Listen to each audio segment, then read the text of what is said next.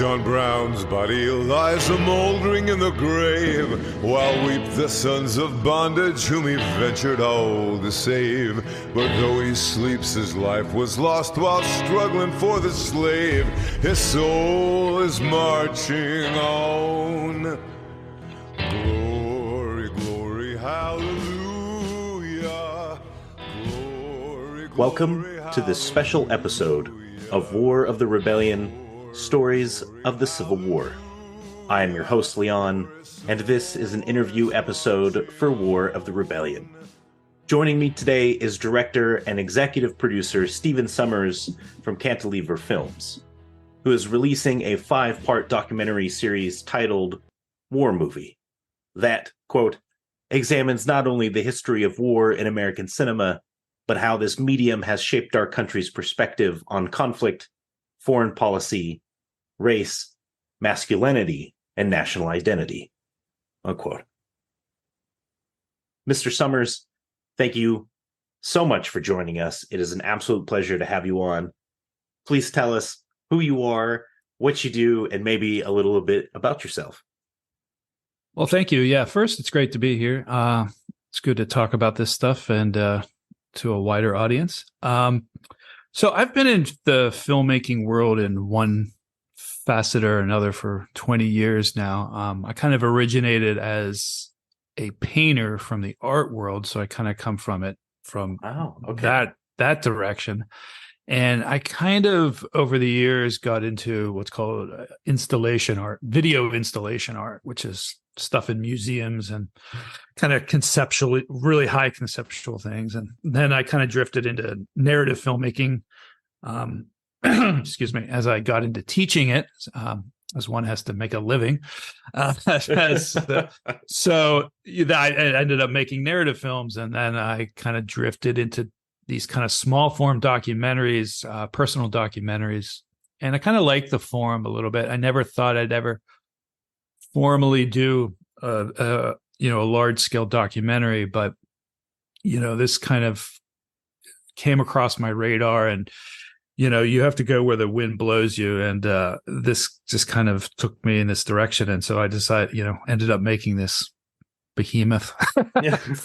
five hours of content. Yeah. So it kind of grew from there. My whole kind of career has been just kind of like going from one thing to another and kind of learning from that and carrying it into the next thing.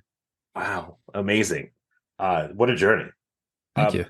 What was the catalyst for you wanting to make this documentary series in particular? What I have to know after watching it, like, what got you started? Sure.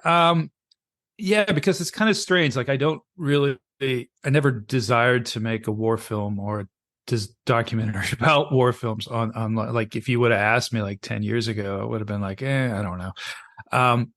But most of my films, and I think a lot of artists will say this, is they come from very personal places. And this was a personal place for me because I used to, or I guess I still do on occasion, watch these films with my father.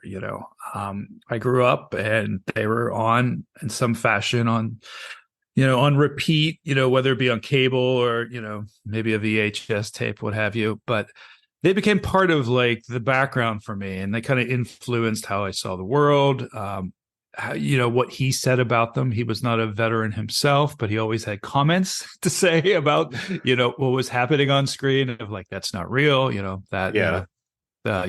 war is hell. I was like, I don't know, Dad, you've never been there. How do you know? But, which is a very interesting question to me, like that kind of whole reality versus, lived experience. So it kind of came from that. That was kind of the root of it. And my father always said this phrase, and he said it in one direction. He would say, it's just a movie, which means, you can fictionalize anything and put it on screen and whatever. Mm-hmm. And he's right. Like, it's all about fictionalizing reality. But on the other hand, it's not, I took that saying as meaning something else. Like, it's never just a movie. A movie carries on beyond what we see, right? It has weight of how it affects us, how we see the world.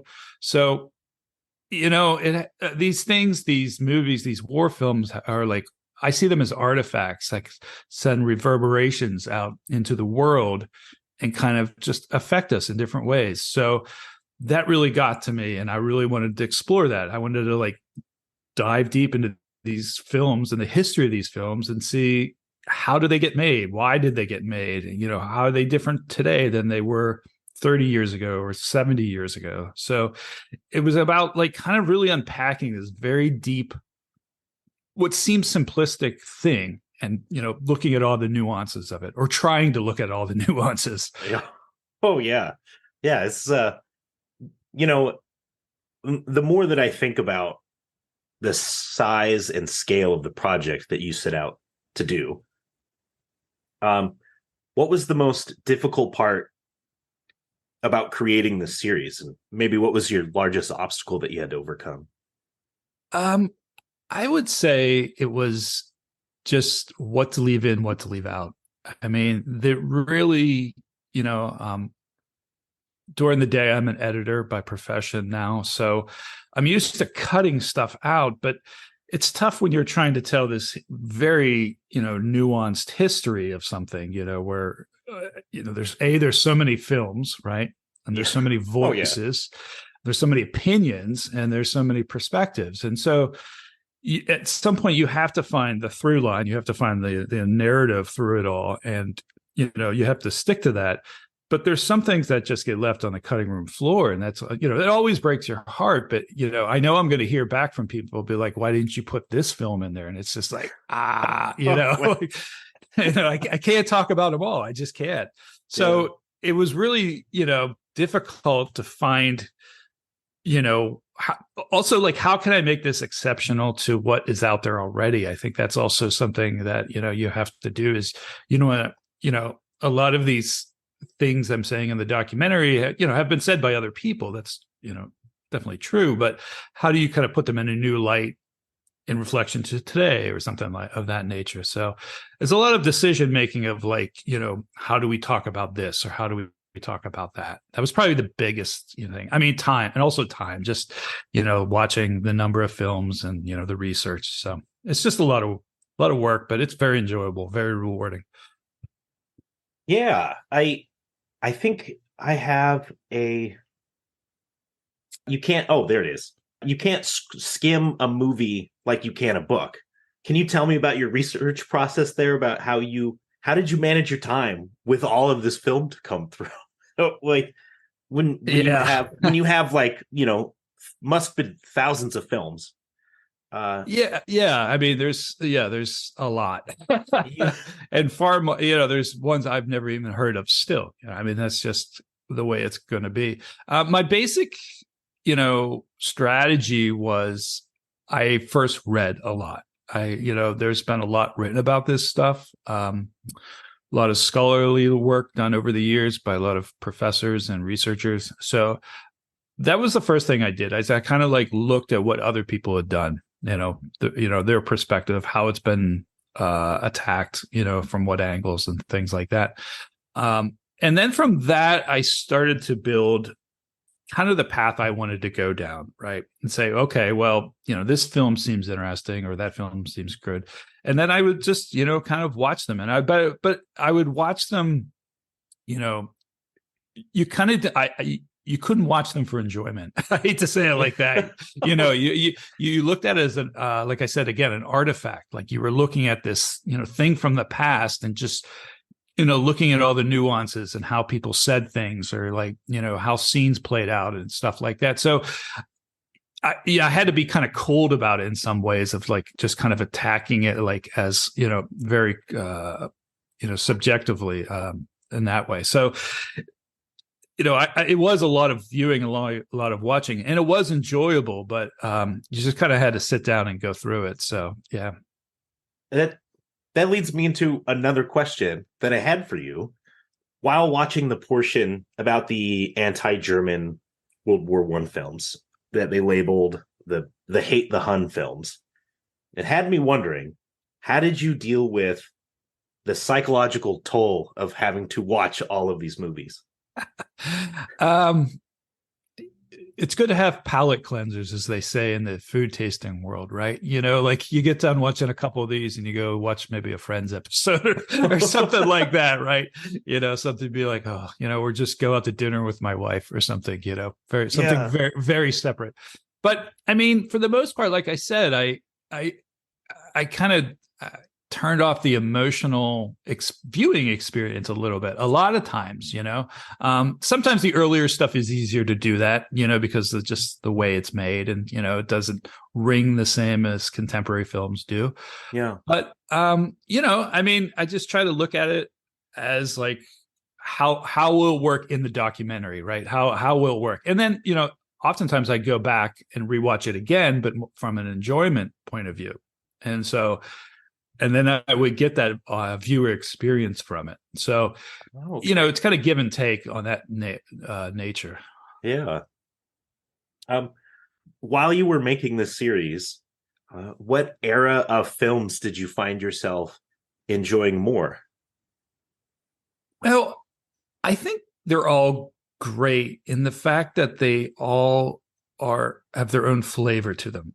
And that was the part that I really liked, is that you saw this evolution of the films, but also American perception of war, of the the military's interaction with the war, the veteran experience, and it just is this beautiful narrative of coming out of World War One and kind of being anti-war, and then going into World War II and being everybody's like gung-ho, no pun intended.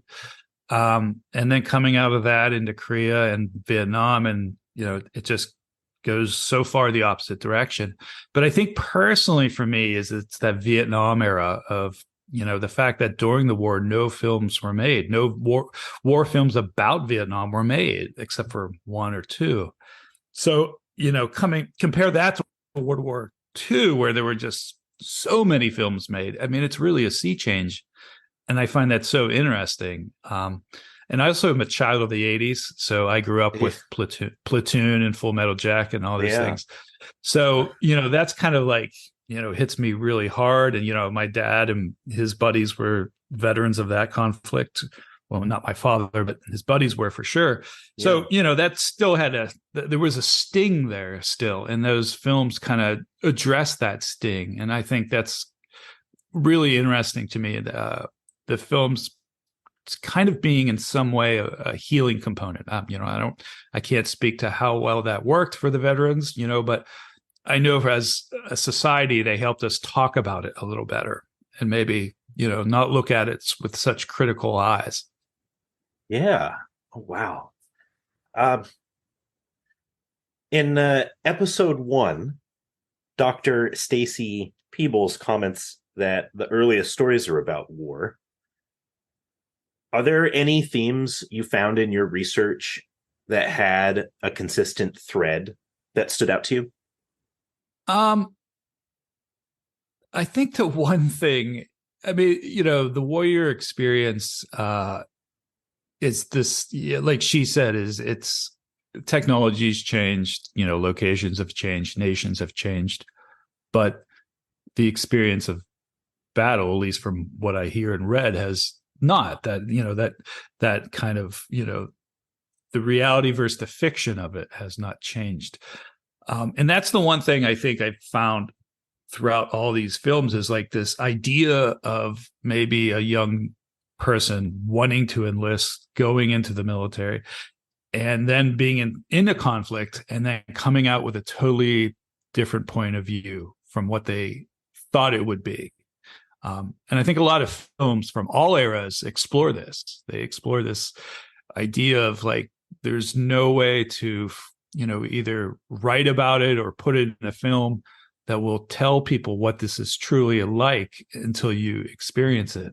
I'm sure you can, somebody who comes from that world can say that, you can never encapsulate that. So that kind of mixture of, of reality and fiction is something that I find really interesting. But it keeps on feeding itself in some way, right? The movies present a fiction and then inspires people to go out and join the military, which is great. But then, the reality of conflict is different. And then, somebody else will make a movie try to explain their experience, hoping it will, ring true. And it just kind of continues. And it's kind of just a fascinating cycle that is never going to end, So, which is, the beauty of the art too, right? It's never going to capture 100% the authenticity of this experience. As much as we think we're getting closer to it, we're not. It's never going to be that thing. So, yeah, and it's something to think about. You talk about how the American Civil War photography brought those grim realities of war to the American public. How did this introduction of media change public perception of war? Did it make them like it worse or more? Well, I think photography, if you just talk about it, was really like, we look at the internet or maybe social media as this like change, like this big change of how the world is seen. And photography was the same thing, like not so much, it didn't have that immediate impact of the internet or something like that, but it kind of like just reverberated throughout society at every level. But as far as warfare, yeah, it really it made the battlefield kind of a weird spectacle, right? I don't think that was ever a thing before. There were paintings of warfare and, etchings and drawings and all that. But I mean, to see a photograph is a whole different level. So I think there was a repulsion and also a curiosity, much like why we have war films, right? This kind of like pull and push to, the horror of it all. So, I don't know historically how much they kind of upset people. I know they've been used to kind of influence, political change and stuff of that nature. But as far as like how the public perceived war, I mean, the Civil War was interesting too, because it was like on our home turf. So, photographs or not, it was even closer to home because of that. So it was kind of an extra layer on that already personal level. But yeah, they really just kind of gave the first, soldier perspective of what it looked like, or at least tried to look like. Now, remember back in the day, they couldn't photograph action. They couldn't photograph battles because of the exposure time. So if you look at all the Civil War images, they're all just dead soldiers usually, or people standing there, right? We never really see a battle in progress because it was just impossible to take that photograph. So, we don't even have the actual war yet. We have the aftermath of the war. Oh, wow. And it's definitely something to think about, especially with the American Civil War being as bad as it was. I'm not sure I wanted to see any video or photo from it. Yeah. I mean, it would be really, really brutal, I mean, even today, with the conflict in the Ukraine of like, how those images are coming across the internet. It definitely affects people and how they think about it and how they, see it. I know for me, definitely. So the film mentions that more than 500 American Civil War movies were made during the silent movie era. As a director, was there anything that stood out to you about the directors of the time period? Oh, I think you have to look at these films as a little differently than way we look at films today. I mean, it was filmmaking was brand new. It was, straight, fresh off the boat, so to speak. And they made them kind of following the same kind of, structure of like theater, right? So the idea was they didn't make films specifically for a group of people. So like there were no films made for, like teenagers or adult males or the females, right? It was films were made for like everybody. So, a lot of the early Civil War films, the silent Civil War films, have a very dramatic tinge to them. And I don't mean drama as like drama on the battlefield. There's a lot of home life, a lot of, the wife, and her family at home as the soldier goes off to war and worrying about him and what happens at home. So war becomes kind of a second secondary thing in the film, or at least like it's not the primary thing we see. So in that way, directors were trying to appeal to the female audience members, right? And then they'd have the battle scenes for the male audience members. So they're, if you watch them today, you'd be like, well, it's like overly sappy and a little like, dramatic and what's the word? Sentimental. It's very sentimental kind of filmmaking, over the top, if you will. So a lot of them were like kind of looking at it from that perspective. How can I make a film that is not only interesting but like appeal to all the viewers that are going to come into the theater of the time? So in some ways not much different than today, as far as like how can we make a film to win over various groups of people. So okay. Oh, cool. Now I have to ask for my audience, sure, any Civil War films from the silent era that they should pick up and watch? Yeah, I think, the first thing I'll say about that is, there's 500 made, but very few of them exist anymore because either they've deteriorated because of the chemical process, the nitrate process of the filmmaking back then. They've either dissolved or just, they've been destroyed in fires or lost to time in some way. So there's, I don't know a number off the top of my head of how many exist, but it's not that many. And only a handful of them have been like kind of restored, so there's only a few out there that are like kind of, viewable, I would say. As far as ones to watch, I would say the top of the list has to be, The Birth of a Nation. It's both a great and horrible film. Like it's just kind of like you have to watch it. It's a history lesson. It's of what we did wrong and and all that, and the battle scenes are quite fantastic. So I mean that's definitely something everybody should watch. As far as like two other films that I kind of didn't talk about in the documentary, there's one called The Confederate Ironclad, which is kind of a little different. It has some of the romance stuff, but it also has the Monitor and Merrimack in it, which is kind of odd for like a Civil War silent film to have like kind of a Navy battle in it. Little Navy battle there was back then. So that one is kind of cool, is the fact that it kind of goes in a different direction, and instead of just having this farm with soldiers charging across from it, which is what most of them are, right? It's what we think of as the Civil War. So that one's a little different. The other one is kind of, again, a landmark in cinema, is Buster Keaton's The General. Now, it's a comedy, but it's also like considered his greatest film ever as far as, his kind of type of physical comedy. So, it is a comedy dealing with the Civil War, but it is a great silent film to watch, whether you're into the Civil War or not. So those are two to look at. All right. I know I'm going to get to watching them as soon as my schedule calms down. They're hard to find. That's the other thing too. I mean, if you go on places like archive.net, I think they have some, but like, there's very few DVD releases of this stuff because it's just, it doesn't have a huge audience out there, but there are a couple places you can find them. So you'll have to do some digging. All right.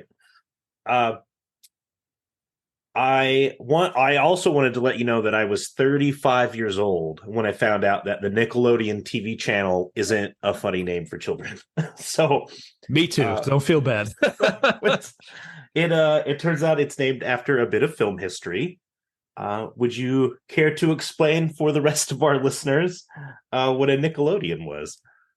Yeah, sure. So a Nickelodeon was a early type of theater, and I use the term theater in a loose quotes there. Nickelodeon comes from the word nickel and Odeon, which nickel, 5-cent piece, is what people would pay to go into. And Odeon means like a covered theater, so some sort of covered theater. And they were usually just very quickly made haphazardly places where there would be a storefront and somebody would put together this little miniature theater, right? I mean, we're talking 1905 was the first one, as far as I think we know in the United States, in Pittsburgh, from where I hail. So I got to give cred there. Yeah. But what was interesting about Nickelodeon's was, compared to, again, our modern cinemas, is films just played continuously. They just kind of ran all day, and you just paid and could go in at any time and sit down and watch for as long as you wanted and walk out whenever you wanted. So it was kind of this like come and go kind of world of like seeing cinema in a way. They eventually figured out, if we just structure these, or, make, if the feature came along as what it's called now, something that's formally in like an hour and a half or so, or 2 hours, that, there was a beginning and end, again, more like a theatrical presentation. But at first it was very much a, like, it was kind of, they weren't seen in good light. They were kind of seen as like, an inferior art form, and seeing as bad influence on people. And also, if you look back at the history of that stuff, of course, pornography has a huge role in it, sure. As it does in most, evolution of image of any type. Pornography, if you look into that, has a part of that, making things popular and bringing it to the light. So yeah, Nickelodeons were just kind of little, I would almost say, disposable theaters that kind of like just started the groundswell of what we know as modern cinema. Oh wow, I just had to ask that question because it blew my mind. I went around telling everyone. I was like, oh, I can't believe this. So kind of as we progress a little bit more into the creation of cinema, along with a lot of early inventions in this time period, they kind of get consumed by the First World War. Mm-hmm. And at the same time, you also have the birth of Hollywood. Was there anything that you found particularly interesting about this time period during your research? Yeah, there's a couple of things. First, you said the birth of Hollywood, and I think that's kind of important to note that Europe was kind of the lead charge on, filmmaking up until the First World War. But as the war came into existence, Hollywood had a chance to actually move to the forefront of that. In fact, a lot of films before that were not even made in Hollywood. Hollywood was not around when films first came about. They were made in, multiple places around the United States. Like actually Chicago, where I'm from, was a big film producer for a long time. But eventually the industry kind of moved out there for, the weather and lots of other reasons. But the war allowed, Hollywood or the American film industry to really flourish. It gave them the crown, or allowed them to take the crown, if you will, of like how to do this art form and really like expand it and push it. So, a lot of the inventions that, D.W. Griffith came up with was probably because, Hollywood was on top and he was allowed to do these things. The other thing that we saw, and I kind of highlight this in the documentary, is the evolution of technology, both on the battlefield and in cinema. So, the camera and the gun are kind of very similar. And you see that in the war films too. You see the evolution of like how to shoot a battle scene, right? Like filmmakers are learning how to do stuff at this point. That's right. They're just, this is a brand new language. And so if they really have to discover stuff. But the big one, and, it's still rocking our cinemas today, is, air warfare. The birth of that was huge. It changed everything. Maybe not as much as till it did in WW2, but I mean, when that got on screen, like people went nuts, right? I mean, it's still like Top Gun Maverick came out and it was like so big still, and nothing has changed really on that, right? There's nothing better than seeing airplanes battle in the air. It's still cool. So yeah, you're 100% right. Yeah, I think it's funny how it's just still attractive, so that war specifically gave us those things that we still lean on today. Oh my goodness. And I know that's absolutely true, because as soon as I saw Top Gun, I was like, yeah, fighter jets, I'm in. Yeah. I mean, Top Gun was probably the pinnacle movie for me as a kid. Like I was just, it was everything. It was just so sexy, for lack of better words. And so, I know it's been seen in different light now for the sexiness, but like just the planes, the soundtracks, the way it was shot, the characters, all that. It was just perfect. Oh yeah. In episode 2, you dedicate an entire section to the movie Sergeant York. Mm-hmm. Why did you want to cast an eye on that film in particular, especially when there are so many to choose from the World War II era? Sergeant York. Well, first, it was a huge film. I mean, just you got to look at it from that. It was the biggest, I think, moneymaker for Warner Brothers that year. So, I mean, financially, it was success. But it really is the changing of the tide for the country as far as how to see warfare on screen. Coming out of World War I, in the 20s and 30s, the anti-war film was huge, right? We have The Big Parade. We have All Quiet on the Western Front. These are giant films that, condemn warfare.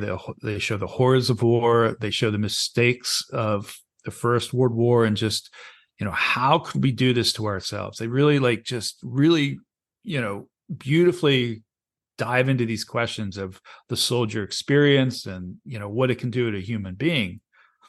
And then, the war starts to get heavy in Europe around 1938, 39. And, Warner Brothers is like, well, we got to shift gears here because, it's leaning like America's going to go into it. So how do we get people excited? So they took this World War I hero and told his story that was basically a very kind of pro-war film in a lot of ways. I mean, there are, things it talks about as far as being against war, but it really was a rallying cry of like, get excited about this stuff because it's coming.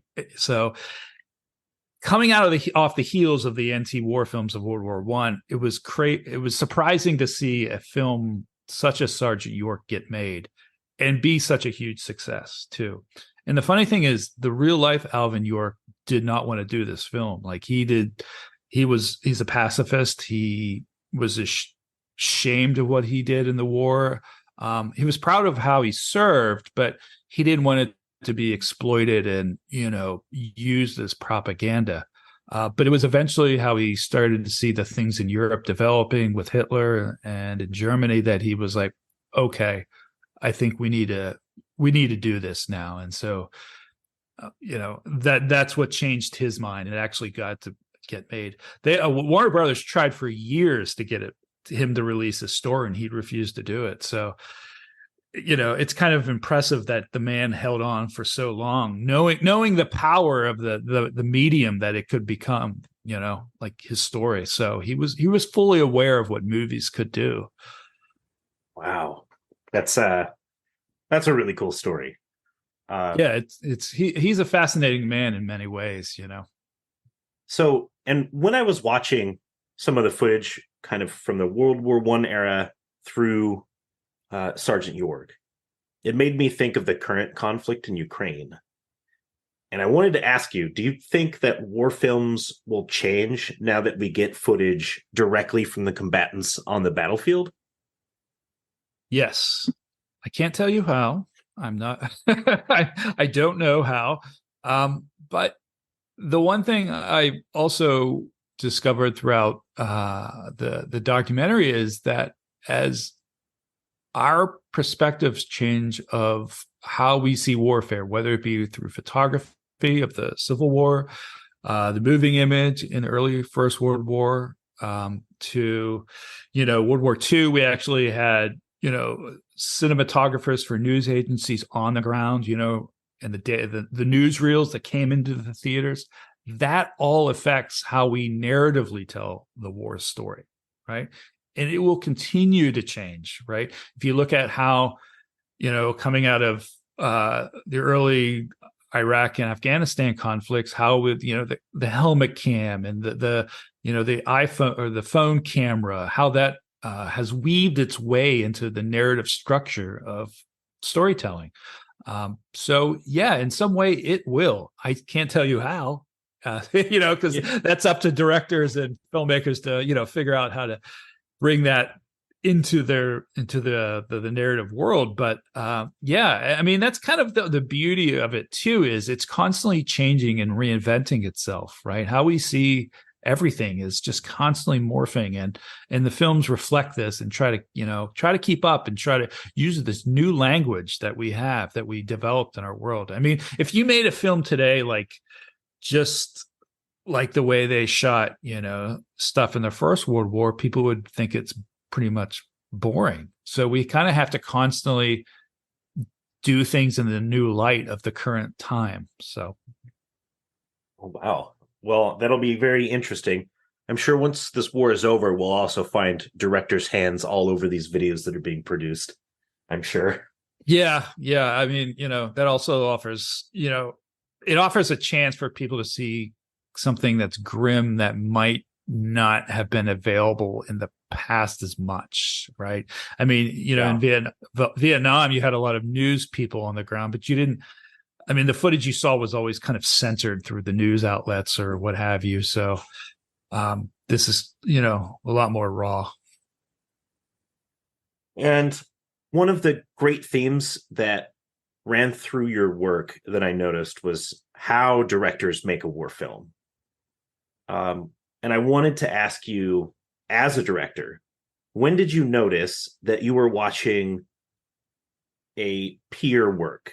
Like, when did a modern director kind of come about while you were watching this? Was it in the 1920s? Did it happen in the 40s?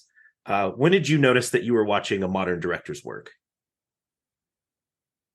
That's a tough question. I think you can always identify with a director if they're given the freedom to make the film they want to make. And that's not always true, right? They may be under studio constraints, and so, they may not be making the film that they see as the way it should be told. As far as modern, I mean, to me, the movie that but I've seen it before, was Apocalypse Now. To me, that is just a breaking of the mold of what a war film could be, as far as from a creative standpoint. Now, it may not be the most accurate film, but it expresses so much that, maybe was never done before. And that's probably the first film that I was like, oh, I would like to do that. I mean, I go back and look at the Red Badge of Courage, and that film is incredible. Now I see just John Huston trying to express PTSD in the Civil War light. And he's trying to say, he wants to communicate something with people. And that really, affects me as a director, and the fact that it got edited down and, was not as great of a movie as it could have been. But I think, Apocalypse Now for me was a sea change as far as opening the doors of just the magnitude of what a war film could be. That's probably the best, and also I think another one that I see as important to me is Black Hawk Down. That's another one that I can watch over and over and over again. And just from a director point of view, is just incredible. I mean, just how did they make that film? It's just chaos, and it just is so beautiful on screen, if you will, right? It just comes together. And that's amazing, right? That kind of symphony of chaos, but yet it goes down so easily. So oh, well, thank you for the excellent point of view. And speaking of directors, you bring up a couple of times war films written by veterans after the war is over. If you were a cinephile and you wanted to understand war from a veteran director's point of view, which movie should you pick up? Going back, I mentioned Wings. I think that William Wellman's Wings is just unbelievable. It's just, the guy was a crazy director who flew in the First World War and was like, I'm going to do it the way I saw it. And, just it kind of just amazing man. And the film's amazing. And, I make the joke, or I just laugh about the fact that they were talking about the new Tom Cruise Maverick Top Gun movie, like, oh, we put cameras in the airplanes. This is the first time we've done this. And I was like, it was done 100 years ago, like, oh, no. Yeah. And I was just like, are you kidding me? Like, you're not, they did this with like planes made out of canvas and wood. Like, don't act like you're like writing something. So, but if you watch that movie and the fact that those planes are made out of canvas and wood, it's incredible, right? So, and it does have that real, veteran feel to it as far as like the joy or the beauty of flight. Of course, Platoon and Hamburger Hill are two great ones. The director Sam Fuller was a veteran of the Second World War, and he did a number of films that kind of really resonate, I know, among other veterans. The first one's The Steel Helmet, which is about Korea. That's interesting to see for a lot of reasons, but it kind of has a lot of grit to it. I'll say it like that. It has a very like small, it was made on a small budget in Los Angeles, but it has a very true, honest feel to it, a very just real psychological feel to it, especially of a film of that time. But he would go back later and make The Big Red One, which they've actually recut, a number of years ago. That is a pretty incredible film too. So I think those group of films are really great. And also, like I said, The Red Badge of Courage, although John Huston he didn't serve in the war as a vet. He didn't fight. He was over there. During the Second World War, he filmed battle, so he was exposed to it. So, I don't know if that counts as a veteran, but he brought that experience back with him of how that war affected men and PTSD, and he put that into Red Badge of Courage. So I think that is another movie that really should be looked at as far better than it really has gotten credit for. All right, that's good to have in our back pocket for some future watchings. I have to know, when did you know that this project that you were thinking about was going to get off the ground? When you sat down and realized, okay, this is happening, and now I have a mountain of work to get through. Well, it started out in a totally kind of different direction. I think I started it with the idea of it being a feature, meaning, an hour and a half, 2 hours. The idea was it was going to be kind of more conceptual, looking at how we view war in media, whether it be film, literature, video games, things like that. And it was about the everyday, non-veteran viewpoint of this stuff. Like, so from my father's point of view, I kind of started from that, right?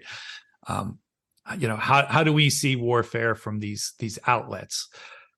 But it just kind of, at some point, I got into the research and it just kind of spiraled in. I was like, oh, okay, maybe I shouldn't make it so conceptual. Maybe I should make it more grounded.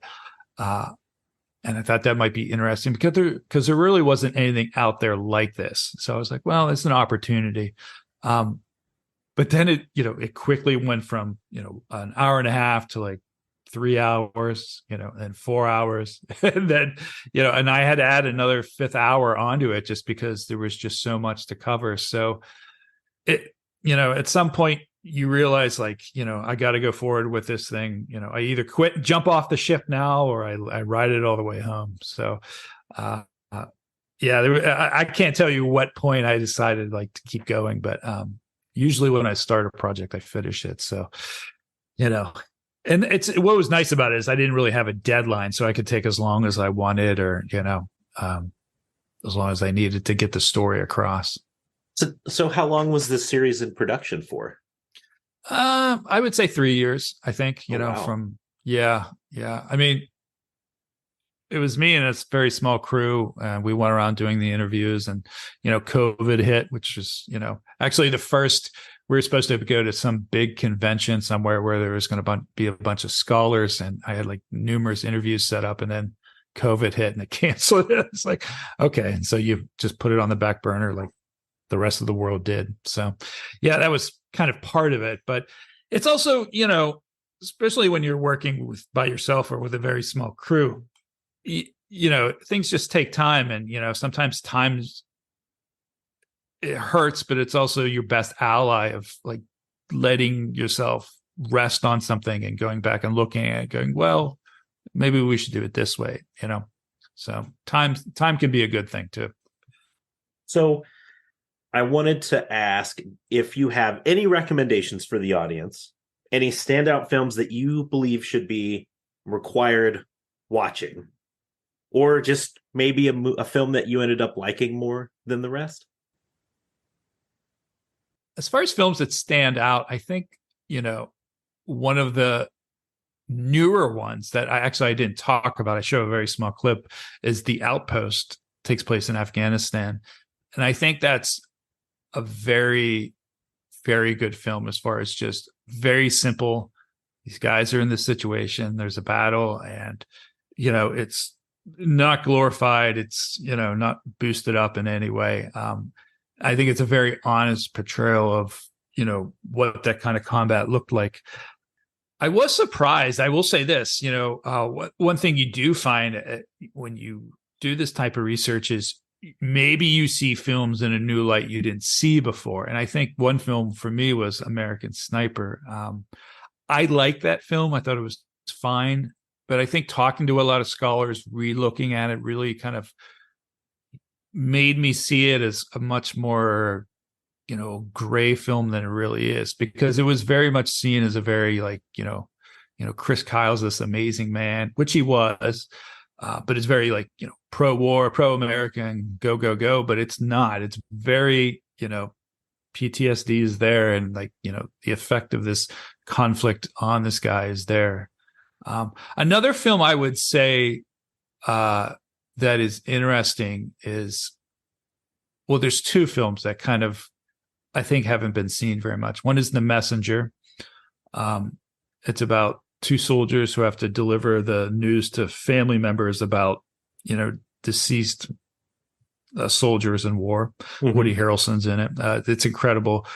But also there's a HBO film called Taking Chance, with Kevin Bacon. And it's about a guy who has to deliver the remains of a soldier from, coming back from Iraq or Afghanistan, and to his family. So, he has to kind of follow it, through the airport and stuff. But, he never got a battle to be in himself. And so he's kind of dealing with like, this kind of, I wish I had my chance. It's a very good film. It's very, very interesting. I think that should be seen. All right. The last couple of questions I have for you. I have to know, do we get a glimpse of what the future holds? You had mentioned that you were working on another project. Is it top secret, or can we get a hint or two? Yeah, it's not top secret. Nothing's top secret. You gotta put it out there, man. No, I'm working on it's a documentary, but it's a more of an experimental documentary. I'll say it like that. Again, it comes from a very personal place, but it's about the apocalypse and kind of the history of the apocalypse, how we've seen or have seen the possibility of the end of the world throughout history. Again, the narrative that has continued, much like war movies. It's like a thing that constantly comes up in every generation, and how we deal with this fear. And, are we living in different times now, or is it just the same as it was, 500 years ago, and we just think it is? So, oh wow, yeah. You've piqued my interest, sir. Yeah. I like to deal in light topics, Yeah. Oh, gosh. So when is War Films coming out, and where can the listeners take a gander at it? When will they be able to take a look at this? It should be out streaming someplace within a month or so. So like end of November, early December, we should have it up probably on Amazon and other places. We're still hammering that out. But you can buy the DVD and Blu-ray at our website at cantileverfilms.com. So you can check it out there. But yeah, well, it'll be out soon. All right. Excellent. I will leave you with the last word. Is there anything that you would like to tell the audience? Not really. Sorry. No worries. We've got it all. We've got it all then. Well, Stephen, thank you so much for joining me for this interview in this early morning. I greatly appreciate it. Oh, and thank you. We will definitely be staying in touch for any other projects that you want my audience to know about. I'm here for it. Sounds great. Thank you. And if people do want to find out more about Cantilever Films and our future projects, they can go to cantileverfilms.com. All right. I'll make sure there's a link in the description for everybody. And folks, thank you for dropping by on this special episode of War of the Rebellion, Stories of the Civil War. I hope you enjoyed it. And Stephen, thank you for joining us. Thank you. All right, folks. Have a great one. Bye-bye. All righty. And before we close off for the end of the day, folks, I just want to let you know this interview had been done a while ago. And War Movies, The American Battle in Cinema, which is the 5-episode documentary that we're talking about here, is now released. You can watch it. I am telling you, go see it. Go watch it. It is worth it. It's right on Amazon. You are going to have a link in the description below. And I do have to note that I did get to watch it at no cost, but that does not affect my review in any shape, form, or fashion. I'm telling you, this is one of the best documentaries I had seen in a long time. It is so good. If you like film history, military history, you're a veteran, you're bored, it doesn't matter. Everyone should see this. It is that good. In fact, here at my family home, we are having a family watch party. We're watching the first 2 episodes together, and then everyone else is going to head on home and watch the rest separately. So if you've got the chance, go get it. Go see it now. Click on some links. In the description below, I'm going to have the Cantilever website as well as the Amazon link for $14.99, which you can't complain with. That's an excellent 5 hours of content. That's less than 1 movie ticket to see 2 movies. And, of course, a ton of better work has been put into these films than any film you're going to see in the box office today. So, folks, get out there, watch it, take a look. It's good. And I will see you in the next episode. Have a great one. Bye-bye. Old John Brown's body lies a-mouldering in the grave, while weep the sons of bondage whom he ventured all to save. But though he sleeps, his life was lost while struggling for the slave. His soul is marching on. Glory, glory, hallelujah. Glory, glory, hallelujah. Glory, glory, hallelujah. For his soul is marching on.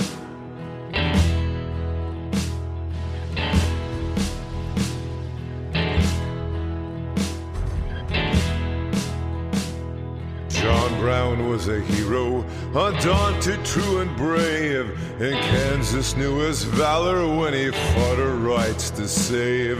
And now, though the grass grows green above his grave, his soul is marching on. Glory, glory, hallelujah. Glory, glory, hallelujah. Hallelujah, for his soul is marching on.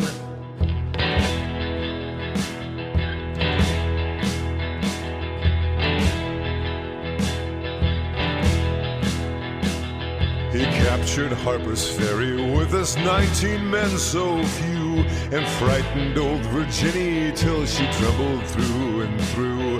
They hung him for a traitor, themselves a traitorous crew, but his soul is marching on.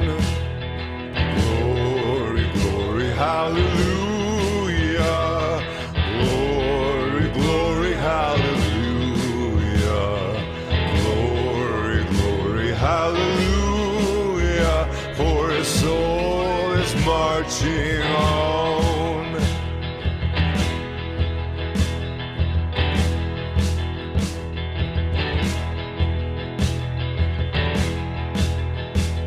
John Brown was John the Baptist, of the Christ we are to see. Christ who of the bondman shall the liberator be. And soon throughout the sunny South the slaves shall all be free, for his soul is marching on. Glory, glory, hallelujah. Glory, glory, hallelujah. Hallelujah, for his soul is marching on.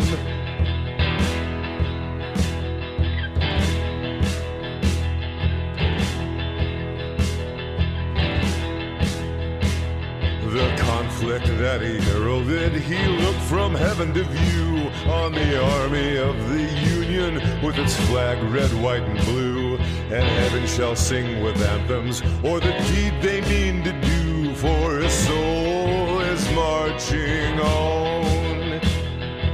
Glory, glory, hallelujah. Glory, glory, hallelujah. Glory, glory, hallelujah. For his soul is marching on.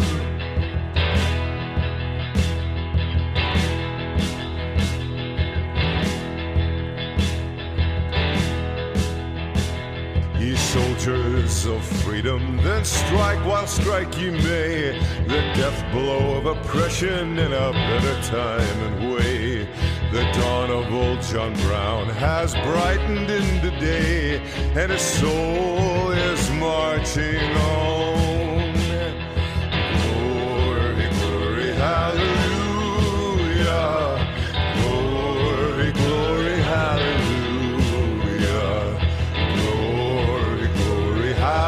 Hallelujah, for his soul is marching on.